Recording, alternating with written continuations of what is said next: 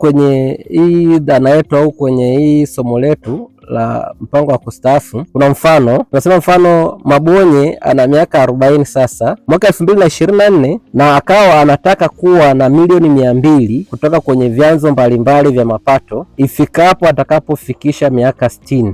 Na je, unauliza sasa ni kiasi gani anapaswa kuokoa kila mwaka ili kufikia hiyo milioni 200? Yaani kwamba leo hii wewe Bwana Matiku au labda Mr. Edwin au labda Bwana Bonaventure na mwingine yeyote anaweza akapanga kwamba sasa hivi na miaka 40 au sasa hivi na miaka 35, anaweza akawa na malengo kwamba anataka miaka yangu ya kustaafu hiyo ni miaka 60 au hiyo ni miaka 55, lakini nataka nistaafu nikiwa na pensheni yangu ya milioni 200.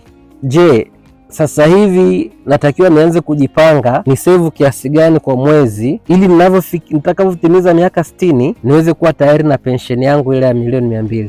Kwa hiyo tunatakiwa sisi kama wafanyabiashara, watu ambao tuko kwenye private sector, tuanze kufikiria pensheni zetu za kustaafu kwa ile miaka ambayo tumejipangia au tumejikadiria mapema, na wala sio kuja kuanza kujitafutia pensheni wakati tayari umri na nguvu za kutafuta hiyo pensheni zimeisha. Na mara nyingi tunasema ili kuweza kupanga mpango wako wa kustaafu vizuri, inatakiwa kwanza uweze kuangalia masuala kama mabadiliko labda ya kipato. Unaangalia sasa hivi labda kipato changu ni milioni 1 au ni milioni 2 kwa mwezi. Kwa kipato hicho ni kiasi gani ambacho naweza nikawa na hifadhi au na save kila wakati, ili nifikapo miaka ile 60 au miaka ile 55 ambayo ndio nimejipangia kama miaka ya kustaafu kwangu, angalau niweze kuwa na hiyo pension ambayo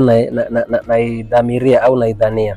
Lakini pia tunaangalia pia issue za au mambo ya afya, kwamba namna gani afya yangu yani ninavyoendelea kuwa umri wangu unavyoendelea kuongezeka, ndivyo hivyo pia hata afya yangu itakuwa inaendelea kudorora au itakuwa inaendelea, yani stamina yangu inaendelea kupungua. Na kwa sababu afya au stamina inapungua, maanake hata pia uchakarikaji ule mchaka ule wa kutafuta kipato na wenyewe unakuwa unapungua. Kwa hiyo ninavyokuwa napanga malengo yangu ya kustaafu, pensheni yangu ya kustaafu, na kuwa naangalia pande zote, na kuwa naangalia ni kwa kipindi gani napanga kwa ajili ya kustaafu kwangu. Je, ni miaka 20 au miaka 15? Na katika hii miaka hii natakiwa nikimbizane kwa kiasi gani ili niweze kuingiza kipato gani ambacho mwisho wa siku asilimia fulani nitaitenga kwa ajili ya malengo yangu ya kustaafu.